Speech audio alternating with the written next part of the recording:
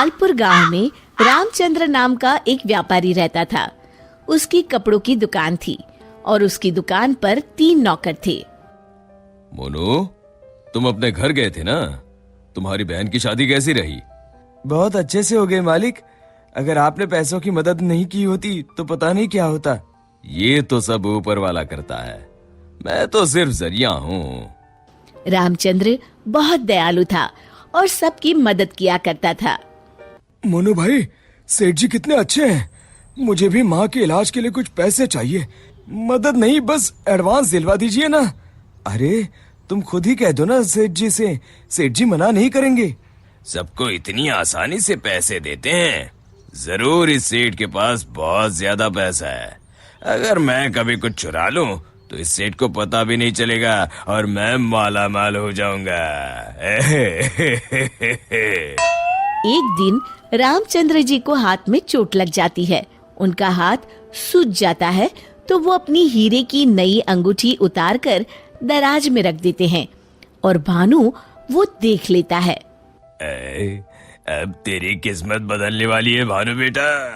अगर ये हीरे की अंगूठी तेरे हाथ लग गई ना तो ये लहंगा चोली के चक्कर में नहीं पड़ना पड़ेगा। अपनी भी एक दुकान होगी, तू भी दिन भर सेठ की कुर्सी पर बैठा रहेगा, तेरे आगे पीछे नौकर चाकर घूमेंगे। सोचते सोचते भानु सपने देखने लगता है। उसे ये सब दिखाई देने लगता है। ओ भानु, क्या सोच रहा है? चल खाना खाने चलते हैं, सेठ जी भी आराम कर रहे हैं। तुम लोग जाओ यार, मेरा मन नहीं है। क्यों? तेरी तबीयत तो ठीक है ना? हाँ भाई, मेरी तबीयत एकदम दुरुस्त है, बस कुछ करने का मन नहीं है। चल ठीक है, हम खाना खा के आते हैं। जैसे ही लोग बाहर जाते हैं, भानु मौका देखकर अंगूठी निकाल लेता है।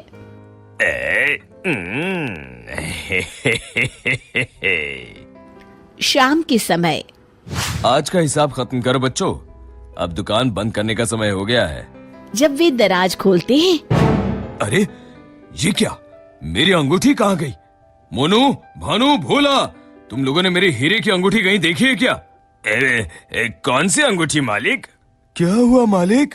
अब कुछ नहीं, अब कल सुबह मिलते हैं। रामचंद्र रात भर सोचते रहते हैं। अगली सुबह। आज दुकान को दुल्हन की तरह सजाओ, हर आने जाने वाले का मुंह मीठा करवाओ, आज बड़ी खुशी का दिन है।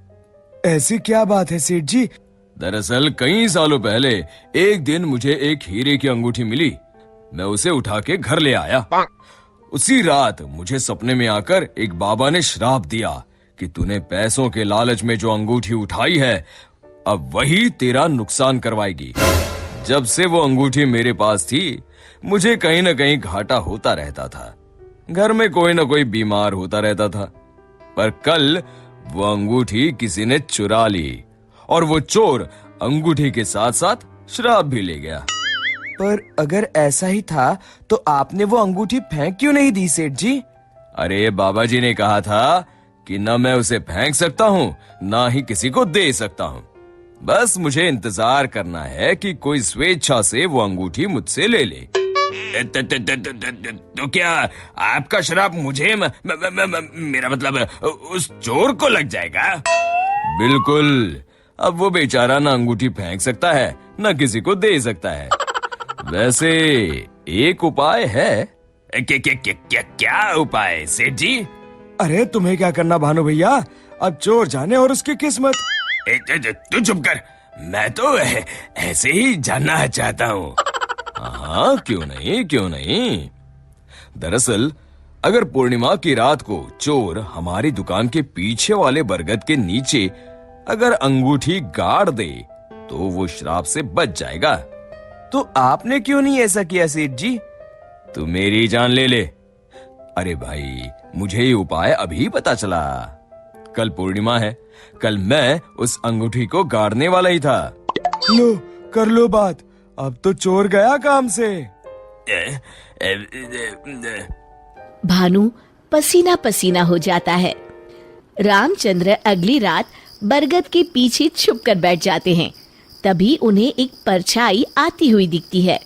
जैसे ही वो परछाई पेड़ के नजदीक आकर गड्ढा खोदने लगती है, रामचंद्र जी सामने आ जाते हैं।